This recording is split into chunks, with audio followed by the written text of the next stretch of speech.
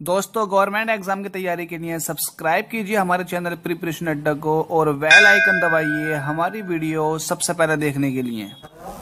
Hello students, स्वागत है आप सभी का हमारे चैनल प्रिपरेशन अड्डा के अंदर। तो आज देखने वाले हैं 12th का एक चैप्टर है जिसका नाम है इलेक्ट्रिक चार्जेस एंड फील्ड। ये एसएल अरोड़ा की बुक के थ्रू हम सॉल्व करेंगे। वीडियो इंपॉर्टेंट रहेगा और हम पूरा का पूरा जितना भी इंटरमीडिएट का फिजिक्स का सिलेबस है इसको जल्दी कवर करेंगे और पूरा डिटेल के साथ भी कवर करना है। तो आप लोग वीडियो को देखें, लाइक करें, वीडियो अच्छी लगे तो इसको शेयर जरूर कर दिया करें। एसएल अरोड़ा ये एनसीईआरटी से सॉल्व नहीं कर रहे हैं, ये एसएल अरोड़ा जो साइड बुक है उसके थ्रू सॉल्व करेंगे। उसका पहला चैप्टर है इलेक्ट्रिक चार्जेस एंड फील्ड। इसके अंदर भी जो बेसिक टॉपिक लिए गए हैं इन टॉपिक्स को इस वीडियो के अंदर डिस्कस करने वाले हैं। पहला आता है फ्रिक्शनल इलेक्ट्रिसिटी, दूसरा आता है इलेक्ट्रिक चार्ज, थर्ड आता है कंडक्टर्स एंड इंसुलेटर्स, उसके बाद आता है इलेक्ट्रोस्टैटिक इंडक्शन, उसके बाद क्वांटाइजेशन ऑफ इलेक्ट्रिक चार्ज। इन सभी टॉपिक के बारे में डिस्कस करने वाले हैं इस वीडियो के अंदर। छोटी सी वीडियो रहेगा, इंपॉर्टेंट रहेगा, इसमें बेस जनरेट करेंगे हम लोग। तो अगर हमारा बेस जनरेट हो जाता है तो फिर मजा आएगा आगे पढ़ने में। तो चलिए देखते हैं। पहला आता है फ्रिक्शनल इलेक्ट्रिसिटी। तो फ्रिक्शनल इलेक्ट्रिसिटी होती क्या, तो इसको समझने के लिए आपको ये देखना पड़ेगा फ्रिक्शन क्या होता है। देखिए, जब हम रब करते हैं किसी चीज को, जब रगड़ते हैं तो दो सरफेस के बीच में एक फोर्स लगता है जो एक दूसरे की मोशन का अपोज करता। सपोज दैट जैसे कि मैं अपने हाथ को रब कर रहा हूं नीचे वाले हाथ के ऊपर को, तो होगा क्या, ऊपर वाला हाथ जो है एकदम स्मूथली वर्क नहीं करेगा, स्मूथली आगे को मूव नहीं करेगा, तो वो कुछ फंसता हुआ चलेगा, कुछ फ्रिक्शन के थ्रू जो है ना थोड़ा स्लो मोशन के साथ चलेगा। तो इसका मतलब क्या हुआ कि ऊपर वाले ऑब्जेक्ट और नीचे वाले ऑब्जेक्ट की जो सरफेस है उनके बीच में कुछ फ्रिक्शन जनरेट हो रहा है। तो यही है हमारा फ्रिक्शन। अब इसके थ्रू जो है इलेक्ट्रिसिटी जनरेट करनी है। इलेक्ट्रिसिटी का यहाँ मतलब है बेसिकली इलेक्ट्रॉन्स है, इलेक्ट्रॉन के मूवमेंट्स है। अब क्या होता है, जब हमारे पास दो सरफेस होते हैं, सपोज दैट मेरे पास ये मार्कर है, इस मार्कर को जब मैं रबिंग करना स्टार्ट करूंगा तो रबिंग करने से क्या होगा, इस मार्कर और मेरे हाथ की जो ऊपर की सरफेस है इसके बीच जो है इलेक्ट्रॉनों का ट्रांसफर होना स्टार्ट हो जाएगा। एक बॉडी के पास इलेक्ट्रॉन ज्यादा हो जाएंगे तो दूसरी बॉडी के पास इलेक्ट्रॉन उतने ही कम होंगे जितने कि दूसरी बॉडी के पास इलेक्ट्रॉन ज्यादा होंगे। तो इन दोनों के बीच में फ्रिक्शन की वजह से इलेक्ट्रॉनों का मूवमेंट आ गया। तो इस मूवमेंट की वजह से उन दोनों के ऊपर चार्जेस डेवलप हो जाते हैं। एक के ऊपर पॉजिटिव चार्ज डेवलप होता है, दूसरे के ऊपर निगेटिव चार्ज डेवलप होता है। ये कैसे पता लगेगा कि एक के ऊपर पॉजिटिव चार्ज डेवलप हुआ, दूसरे के ऊपर निगेटिव? तो जिसके पास से इलेक्ट्रॉन मूव करके गए हैं उसके ऊपर आएगा पॉजिटिव चार्ज और उतना ही दूसरी बॉडी के पास आ जाएगा निगेटिव चार्ज। तो ये इलेक्ट्रिसिटी जनरेट कर दी गई है, मतलब चार्जेस डेवलप कर दिए गए हैं दो बॉडीज के ऊपर जब उनको हमने रब किया। अगर एक के ऊपर पॉजिटिव चार्ज आया है तो उतना ही दूसरी बॉडी के पास क्या आ जाएगा, ये निगेटिव चार्ज आ जाएगा। तो ये रबिंग के थ्रू हुआ। ऐसा कब हुआ, जब इलेक्ट्रॉन ट्रांसफर हुए होंगे, एक बॉडी से दूसरी बॉडी के अंदर इलेक्ट्रॉनों का ट्रांसफर हुआ होगा। तो इसको बोलते हैं फ्रिक्शनल इलेक्ट्रिसिटी। जब इलेक्ट्रॉनों का मूवमेंट होता है फ्रिक्शन की वजह से, एक बॉडी से दूसरी बॉडी में इलेक्ट्रॉन चले जाते हैं। दूसरे टॉपिक को देखते हैं स्टूडेंट। इसी के अंदर दूसरा टॉपिक आता है इलेक्ट्रिक चार्ज। अब इलेक्ट्रिक चार्ज क्या है, इसकी डेफिनेशन ये लिखी हुई है, it is intrinsic property. Intrinsic के बारे में बताऊंगा आपको क्या होता है ये। It is intrinsic property of elementary particles. Elementary particles क्या होते हैं इसके बारे में बताना है। It is intrinsic property of elementary particles of matter. Matter आपको पता है लेकिन फिर भी डिस्कस कर लूंगा। Which gives rise to the electric force, जिसकी वजह से इलेक्ट्रिक फोर्स क्या होता है, राइज होता है बिटवीन वेरियस ऑब्जेक्ट, अलग अलग ऑब्जेक्टों के बीच में। तो एक बार फिर से डेफिनेशन देख लीजिएगा। इलेक्ट्रिक चार्ज की डेफिनेशन क्या, व्हाट इज इलेक्ट्रिक चार्ज। आपसे कोई पूछे कि भाई चार्ज क्या है तो उसमें कैसे डिफाइन करना है। It is intrinsic property of elementary particles of matter which gives rise to electric force between the various object, जिसकी वजह से अलग अलग ऑब्जेक्टों के बीच में फोर्स जनरेट हो जाती है। तो समझ लेते हैं इसको क्या है। एक्चुअली जब इलेक्ट्रॉनों का मूवमेंट हुआ था बॉडी टू बॉडी, एक बॉडी से दूसरी बॉडी में मूवमेंट हुआ था, हमने फ्रिक्शन के थ्रू उनके अंदर चार्जेस डेवलप कर दिए थे। तो इलेक्ट्रिक चार्ज क्या था, ये एलिमेंट्री पार्टिकल्स जो होते हैं, जैसे कि इलेक्ट्रॉन, मैंने उस वक्त आपको इलेक्ट्रॉनों का मूवमेंट बताया कि चार्ज डेवलप हुआ इलेक्ट्रॉनों के मूवमेंट की वजह से। तो इलेक्ट्रॉन जो है ये एक एलिमेंट्री पार्टिकल है। आपको पता है एटम के अंदर 3 एलिमेंट्री पार्टिकल, बेसिक पार्टिकल या फिर 3 एलिमेंट्री पार्टिकल्स होते हैं, इलेक्ट्रॉन, प्रोटॉन, न्यूट्रॉन। न्यूट्रॉन तो न्यूट्रल होता है, जबकि इलेक्ट्रॉन के ऊपर निगेटिव चार्ज और उतना ही पॉजिटिव चार्ज पाया जाता है प्रोटॉन के ऊपर। तो प्रोटॉन और इलेक्ट्रॉन ये आपके चार्ज कैरियर है, और ये कह सकते हैं कि ये चार्ज डेवलप कर रहे हैं, तो जाहिर सी बात है इलेक्ट्रिसिटी भी या फोर्स जो जनरेट होने वाला है, इलेक्ट्रिक फोर्स, इन्हीं की वजह से आप चेक करोगे। तो आपके पास इंट्रिंसिक प्रॉपर्टी, इंट्रिंसिक का मतलब होता है इनकी खुद की निजी, अपनी खुद की, इंडिपेंडेंट। तो इलेक्ट्रॉन प्रोटॉन के ऊपर ये चार्ज पाए जाते हैं, तो इनके ये खुद के निजी हैं, इंट्रिंसिक है, ये किसी पर डिपेंड नहीं करते। It is the intrinsic property of elementary particles, elementary particles के बारे में बता दिया, electron proton neutron. Of matter, matter क्या होता है? जिसके पास मास हो, हर चीज जिसके पास मास हो, जिसको आप फील कर सकते हैं, वो सभी के सभी मैटर है। Which gives rise to the electric force, इसकी वजह से, चार्ज की वजह से, चार्ज आ गया आपके पास, इलेक्ट्रिक चार्ज आ गया, जब इलेक्ट्रिक चार्ज आ गया तो उसकी वजह से अब फोर्स लगने स्टार्ट हो जाती है। सपोज दैट इसके ऊपर कुछ और चार्ज है, इसके ऊपर कुछ और चार्ज है, सेम भी हो सकता है, अलग अलग भी हो सकते हैं। अगर ये कुछ डिस्टेंस पर रखे हुए तो इनके ऊपर फोर्स लगने स्टार्ट हो जाएगी। तो फोर्स लगने स्टार्ट क्यों हुई?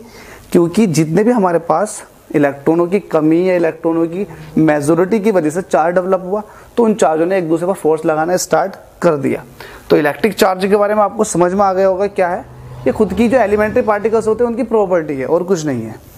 ठीक है, अगर इलेक्ट्रिक चार्ज की बात करें तो ये स्केलर क्वांटिटी है, और स्केलर क्वांटिटी वो होती है जिनको रिप्रेजेंट करने के लिए सिर्फ मैग्नीट्यूड चाहिए, डायरेक्शन नहीं चाहिए। अगर ऐसा यूनिट की बात करें चार्ज की, तो ऐसा यूनिट इसकी कूलम है। अगर बात करें कि मिनिमम चार्ज जो पाया जाता है मैटर के ऊपर, वो कितना पाया जाता, तो वो इलेक्ट्रॉन के चार्ज के बराबर पाया जाता है, 1.6 × 10⁻⁻19 कूलम। ये इसका नेचर जो होता है वो निगेटिव होता है। अगर मैं इसको यहाँ निगेटिव लगा दूँ तो ये इलेक्ट्रॉन का चार्ज हो गया।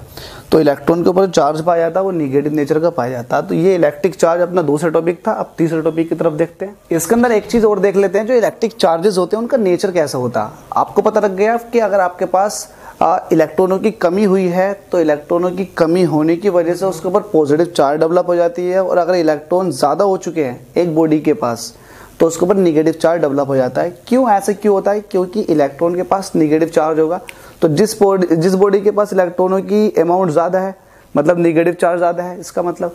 और अगर किसी बॉडी के पास इलेक्ट्रॉन गए हैं, तो इसका मतलब ये है कि उतना ही पॉजिटिव चार्ज जनरेट करके गए होंगे जिस बॉडी से निकल कर गए हैं। तो आपको समझ में आ गया, अगर बॉडी से निकले हैं तो उसके ऊपर पॉजिटिव चार्ज, और जिस बॉडी के अंदर गए हैं तो निगेटिव चार्ज। तो आपको पॉजिटिव और निगेटिव का पता लग गया। अब देखिए फोर्सेस कैसे जनरेट होते हैं, फोर्सेस का नेचर क्या होता है। अगर आपके पास ये निगेटिव चार्ज है और यहां पर रखा आपका पॉजिटिव चार्ज, तो निगेटिव पॉजिटिव के बीच में हमेशा अट्रैक्शन लगेगा। ये बॉडी इस वाली बॉडी को अपनी तरफ खींचने की कोशिश करेगी, सिमिलरली ये वाली बॉडी, सेकंड वाली बॉडी, इस बॉडी को अपनी तरफ को खींचने की कोशिश करेगी। अगर अपोजिट चार्ज हैं, कैसे हैं? अपोजिट नेचर है चार्ज का, अपोजिट नेचर ऑफ चार्जेस, तो क्या लगेगा? इन दोनों चार्जेस के बीच में अट्रैक्टिव नेचर होगा फोर्स का, अट्रैक्टिव नेचर। और अगर सिमिलर चार्ज हैं, कैसे हैं? Similar charge, it means negative negative भी हो सकता है और पॉजिटिव पॉजिटिव भी हो सकता है। जब सिमिलर चार्ज होते हैं तो वो एक दूसरे को रिपल्शन लगाते हैं, मतलब धक्का देते हैं। तो ये एक दूसरे को क्या करेंगे? रिपल्शन लगाएंगे। तो यहाँ फोर्स का नेचर क्या होगा? रिपल्सिव नेचर होगा। और अगर अपोजिट है तो वो एक दूसरे को अट्रैक्ट करने की कोशिश करेंगे, मतलब खींचने की कोशिश करेंगे। तो इट मीन्स वहां पर अट्रैक्टिव नेचर आएगा। तो ये चार्जेस का नेचर था। अब आता है इंसुलेटर एंड कंडक्टर। अगला टॉपिक हमारा इसी में है, इंसुलेटर और कंडक्टर क्या होते हैं। तो इंसुलेटर को बाद में समझेंगे, पहले कंडक्टर को समझेंगे। कंडक्टर क्या होते हैं, तो कंडक्टर्स के बारे में बता देता हूं आपको, बहुत सिंपल, आप पढ़ते हुए आ रहे होगे। कंडक्टर्स वो होते हैं जिसके अंदर फ्री इलेक्ट्रॉन्स क्या होते हैं? मेजोरिटी में होते हैं, बहुत ही ज्यादा फ्री इलेक्ट्रॉन्स होते हैं। फ्री इलेक्ट्रॉन्स का मतलब क्या हो गया? आपके पास चार्ज जो है अनबाउंडेड चार्ज, इसको बोलते हैं अनबाउंडेड, जो कि बॉन्ड नहीं बनाया हुआ है, एटम के साथ जुड़ा हुआ नहीं है ठीक से। तो ये अनबाउंडेड चार्ज जो है यही मेजोरिटी में है। तो ये चार्ज कैरियर का काम करता है, मतलब चार्ज कैरियर खुद है, एक्चुअली वैसे तो खुद ही चार्ज कैरियर है। तो ये मूव करना स्टार्ट कर देते हैं, इलेक्ट्रॉन चार्ज कैरियर मूव करना स्टार्ट कर देते हैं जब पोटेंशियल डिफरेंस जनरेट हो जाता। तो जब चार्ज कैरियर मूव करते हैं, इट मीन्स करंट फ्लो होनी स्टार्ट हो जाती है। और जिस मटेरियल के अंदर करंट फ्लो हो रही है वही तो कंडक्टर होते हैं। Can flow of electricity. ये अपने अंदर से इलेक्ट्रिसिटी को फ्लो करा सकते हैं। जितने भी कंडक्टर्स होते हैं वो अपने अंदर से इलेक्ट्रिसिटी को फ्लो करा सकते हैं। और एक बात और है, ये गुड कंडक्टर होते हैं, गुड कंडक्टर ऑफ हीट। ये हीट के भी अच्छे कंडक्टर होते हैं, साथ में इलेक्ट्रिसिटी के भी अच्छे कंडक्टर होते हैं। तो ये ध्यान रहे, कंडक्टर क्या होते हैं, जो अपने अंदर से करंट को फ्लो करा दे, हीट का फ्लो करा दे, जिसके अंदर मेजोरिटी में चार्ज गिरे पाए जाएं, वो भी इलेक्ट्रॉन्स। तो ये सब के सब कहलाते हैं, ये प्रॉपर्टी है कंडक्टर्स की। उसी तरह से अगर मैं इंसुलेटर की बात करूं तो इंसुलेटर क्या होगा, अपोजिट हो जाएगा इसका। फ्री इलेक्ट्रॉन जो होंगे वो होंगे नहीं, या तो माइनॉरिटी में होंगे या फिर होंगे ही नहीं। तो फ्री इलेक्ट्रॉन्स माइनॉरिटी में, इट मीन्स आप ये कह सकते हो नो, मतलब नहीं है, फ्री इलेक्ट्रॉन्स नहीं है। तो जितने भी इलेक्ट्रॉन्स होते हैं फिर वो क्या होते हैं, बाउंडेड होते हैं। तो बाउंडेड चार्ज होता है न्यूक्लियस के साथ। अगर आउटर मोस्ट शेल के इलेक्ट्रॉन्स बॉन्ड बनाए हुए हैं या फिर न्यूक्लियस के साथ एक अटैचमेंट है उनका, तो वो फ्री नहीं है। इसका मतलब जब वो फ्री नहीं है तो चार्ज के काम कौन करेगा, चार्ज को कौन लेकर जाएगा। इट मीन्स खुद चार्ज है वो, तो वो कैसे मूव करेंगे, वो तो बाउंड बनाए हुए हैं, बाउंडेड है, बॉन्ड बनाए हुए हैं। तो जो बॉन्ड बनाए हुए होते हैं इलेक्ट्रॉन्स, इट मीन्स आपके पास फ्री इलेक्ट्रॉन नहीं है। तो ऐसे मटेरियल को कहा जाता है इंसुलेटर, क्योंकि उसके अंदर इलेक्ट्रॉन फ्री नहीं है। ठीक है, अब जब इलेक्ट्रॉन फ्री नहीं है इसका मतलब चार्ज फ्री नहीं है। इलेक्ट्रॉन का मतलब एक चार्ज, इलेक्ट्रॉन एक बहुत एलिमेंट्री पार्टिकल है, छोटा पार्टिकल है, उसके ऊपर चार्ज पाया जाता। इसका मतलब क्या है, इलेक्ट्रॉन जो है फ्री नहीं है, बाउंडेड इलेक्ट्रॉन है इंसुलेटर के अंदर। अब क्या है, इंसुलेटर क्या इलेक्ट्रिसिटी को फ्लो करा सकते हैं, तो ये इलेक्ट्रिसिटी को फ्लो नहीं करा सकते, can not flow of electricity. लेकिन ये गुड कंडक्टर ऑफ हीट, तो may be good conductor of heat. Insulator है, इलेक्ट्रिसिटी को फ्लो नहीं करा रहे, लेकिन हीट को तो फ्लो करा सकते हैं। डायमंड नहीं है, डायमंड एक अच्छा इंसुलेटर है, बहुत अच्छा इंसुलेटर है, क्योंकि कार्बन का एक एलोट्रोप है डायमंड। अब डायमंड अच्छा इंसुलेटर तो है, करंट को पास नहीं करने देगा, लेकिन हीट को बहुत अच्छे से पास करने देता है। तो ये कंडक्टर और इंसुलेटर के बारे में आपने पढ़ लिया। इसके बाद जो अगला टॉपिक आएगा उस टॉपिक को देख लेते हैं। इसमें आता है क्वांटाइजेशन ऑफ इलेक्ट्रिक चार्ज। तो क्वांटाइजेशन ऑफ इलेक्ट्रिक चार्ज क्या है, इसको देख लेते हैं। क्वांटाइजेशन ऑफ इलेक्ट्रिक चार्ज हमें समझना है, इसको इंपॉर्टेंट जो है वो है समझना। अगर आपको टॉपिक समझ में आ गया तो आप उसके बारे में लिख दोगे। तो क्वांटाइजेशन, जिसको हम कंजर्वेशन भी कह सकते हैं, तो क्वांटाइजेशन का मतलब होता है, देखिए पहले इसको समझ लेते हैं क्या है quantization of electric charge. Suppose that आपने रबिंग कर दी, फ्रिक्शन के थ्रू आपने चार्ज डेवलप कर दिया, फ्रिक्शन के थ्रू चार्ज डेवलप किया। इट मीन्स जो चार्ज आया है बॉडी के ऊपर वो इलेक्ट्रॉनों के मूवमेंट की वजह से आया।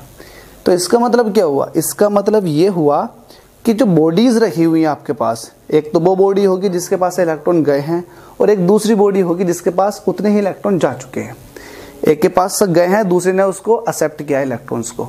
तो इसका मतलब ये हुआ कि जो चार्ज डेवलप हुआ है बॉडी के ऊपर वो इलेक्ट्रॉन के चार्ज का मल्टीपल हुआ। ऐसा हो सकता है ना कि एक बॉडी से 10 इलेक्ट्रॉन चले गए, दूसरी बॉडी ने 10 इलेक्ट्रॉन ले लिए, एक बॉडी से 20 इलेक्ट्रॉन चले गए, 50 इलेक्ट्रॉन चले गए, 100 इलेक्ट्रॉन चले गए। तो जितने भी इलेक्ट्रॉन्स जा रहे हैं वो अपने मल्टीपल में जा रहे हैं, 1 electron, 2 electron, 3 electron, 4 electron, 5 electron. तो जितने भी चार्ज डेवलप हो रहा है उन इलेक्ट्रॉन्स की वजह से हो रहा है। तो इसका मतलब ये हुआ कि जितनी भी बॉडीज पर चार्ज डेवलप हुआ है, मिनिमम चार्ज इलेक्ट्रॉन की वजह से हुआ है। तो इलेक्ट्रॉन के चार्ज का मल्टीपल चार्ज डेवलप होगा उनके ऊपर। इसका मतलब ये हुआ कि ये चार्ज जितना भी डेवलप होता है नेचर में, कितने भी चार्ज हो, कोई से भी चार्ज हो, वो इलेक्ट्रॉन के चार्ज का मल्टीपल होगा, पूरा मल्टीपल होगा। यही क्वांटाइजेशन ऑफ इलेक्ट्रिक चार्ज है। मतलब क्या होगा, जितना भी चार्ज है मटेरियल के ऊपर, जितना भी चार्ज आ रहा है या आपके पास कोई चार्ज बॉडी है, उनके ऊपर जो चार्ज होगा वो इलेक्ट्रॉन के चार्ज का पूरा मल्टीपल होगा। देखिए आपको बता देता हूं, अगर आप कहते हो 1 कूलम चार्ज, तो 1 कूलम चार्ज का मतलब ये है इसमें 6.25 इंटू 10⁻18 इलेक्ट्रॉन्स लग चुके हैं 1 कूलम चार्ज डेवलप करने के लिए। तो इतने इलेक्ट्रॉन मिलकर के 1 कूलम चार्ज बनाते। तो आगे ना आगे देखो वही बात निकल कर आ गई कि इलेक्ट्रॉन के चार्ज का पूरा मल्टीपल है आपका, जिस किसी भी बॉडी पर चार्ज होता है। तो जैसे कि 1 कूलम इतने इलेक्ट्रॉन्स का मल्टीपल है, इतने इलेक्ट्रॉन्स का चार्ज जब ऐड होगा तब जाके एक कूलम्ब चार्ज बनेगा। तो इसका मतलब ये हुआ जितनी भी बॉडी एग्जिस्ट करती है नेचर में, उन सब के ऊपर जितना भी चार्ज होता है वो इलेक्ट्रॉन के चार्ज का पूरा पूरा मल्टीपल होता है। यही क्वांटाइजेशन ऑफ इलेक्ट्रिक चार्ज है। लेकिन इसमें भी एक एक्सेप्शन है क्वार्क्स का, उसके ऊपर चार्ज पाया जाता है 2/3 इलेक्ट्रॉन्स का, मतलब उसके ऊपर फ्रैक्शन में चार्ज पाया जाता, फ्रैक्शन में चार्ज पाया जाता, बाकी कहीं एक्सेप्शन नहीं है। ठीक है, तो क्वार्क्स इसका एक एग्जांपल है जहां पर फ्रैक्शन में चार्ज पाया जाता, वरना जितनी भी बॉडी है सबके ऊपर चार्ज जो पाया जाता है वो इलेक्ट्रॉन के चार्ज का पूरा पूरा मल्टीपल पाया जाता है। That is quantization of electric charge, मतलब इलेक्ट्रिक चार्ज का क्वांटाइजेशन, आपने क्वांटाइज कर दिया उसको पूरा पूरा मल्टीपल। ठीक है, अब अगला टॉपिक देख लेते हैं इसका। इस वीडियो का लास्ट टॉपिक है और वो है इलेक्ट्रोस्टैटिक इंडक्शन। इलेक्ट्रोस्टैटिक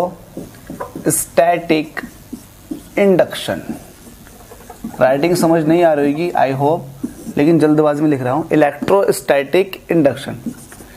अच्छा, इलेक्ट्रोस्टैटिक के बारे में तो हम थोड़ा जान चुके हैं क्या है। जब हमने रबिंग किया था बॉडीज को, एक के ऊपर चार्ज आ गया पॉजिटिव, दूसरे के ऊपर आ गया नेगेटिव, तो इन बॉडीज को बोलेंगे इलेक्ट्रीफाइड बॉडीज, और इनके ऊपर जो चार्ज आया इसका नेचर क्या है, स्टैटिक नेचर है, तो इसलिए इन बॉडी को बोल देते हैं, इस पूरे सिस्टम को बोल देते हैं इलेक्ट्रोस्टैटिक, कि चार्ज जो है वो इनके ऊपर रुका हुआ है, तो इलेक्ट्रोस्टैटिक बॉडी या फिर इलेक्ट्रीफाइड बॉडी। ठीक है, अब इलेक्ट्रोस्टैटिक इंडक्शन की बात क्या है। देखिए इंडक्शन फिनोमेना क्या होता है। इंडक्शन फिनोमेना बहुत ही ज्यादा इंटरेस्टिंग है। इंडक्शन का मतलब होता है कोई चीज अगर आपके पास है, कोई चीज, कोई प्रॉपर्टी आपके पास है और आपके साथ कोई आपका फ्रेंड रहता है, तो वही आपकी प्रॉपर्टी जो अच्छी अच्छी हैं, आपकी अच्छी आदतें हैं, वो दूसरे फ्रेंड के अंदर ऑटोमेटिक आ जाना आपके साथ रहने से, तो ये कहलाएगा इंडक्शन। ये इंडक्शन फिनोमेना है। तो आपने प्रैक्टिकली सोच लिया इंडक्शन क्या है। तो इंडक्शन जो बताया मैंने आपको ये था। अब इलेक्ट्रोस्टैटिक इंडक्शन का मतलब क्या हुआ, तो बता देता हूँ। इलेक्ट्रोस्टैटिक इंडक्शन का मतलब ये हुआ, सपोज दैट आपके पास ये कोई मेटेलिक ऑब्जेक्ट है। कैसा है, मेटेलिक। आप एक रोड लेकर आए इसके पास को, जिसके ऊपर पॉजिटिव चार्ज था। पॉजिटिव चार्ज होने की वजह से जैसे आप इस रोड को इसके पास लेकर जाओगे, तो इसके इस वाले फेस पर जो रोड की तरफ है उतना ही नेगेटिव चार्ज डेवलप हो जाएगा। जैसे ही नेगेटिव चार्ज डेवलप हुआ तो इसकी वजह से इस बॉडी के ऊपर चार्ज डेवलप हो गया, तो ये कहलाता है इलेक्ट्रोस्टैटिक इंडक्शन। अच्छा, जिस तरफ नेगेटिव चार्ज आ जाता है उसकी अपोजिट साइड में कौन सा चार्ज होगा, पॉजिटिव। यहाँ तो नेगेटिव चार्ज आ गया, अपोजिट साइड में क्या आ जाएगा, उतना ही नेगेटिव चार्ज। ठीक है, अब सपोज दैट इस मेटेलिक स्फीयर के बराबर में एक दूसरा स्फीयर और रख दिया जाए, ये भी मेटेलिक स्फीयर है। अब क्या होगा, अब देखिए इसकी वजह से इस साइड में पॉजिटिव है, तो जस्ट इसके अपोजिट यहां आ जाएगा नेगेटिव। ठीक है, जब नेगेटिव यहां आ चुका तो इस वाले सिरे की तरफ कौन सा आ जाएगा, पॉजिटिव। तो ये इलेक्ट्रोस्टैटिक इंडक्शन है कि एक बॉडी के ऊपर अगर चार्ज है तो उसके चार्ज की वजह से दूसरी बॉडी के ऊपर भी चार्ज डेवलप हो गया, बट अपोजिट नेचर का। तो ये इलेक्ट्रोस्टैटिक इंडक्शन है। आई होप जो 5 टॉपिक डिस्कस किए गए आपको पसंद आए होंगे, अच्छे लगे होंगे और आपकी समझ में भी आया होगा। वीडियो अगर आपकी समझ में आ चुकी है, टॉपिक से आपको कुछ फायदा हुआ है, कुछ समझ आया है, तो चैनल को सब्सक्राइब कर दीजिएगा और वीडियो का लिंक शेयर कर दें। धन्यवाद।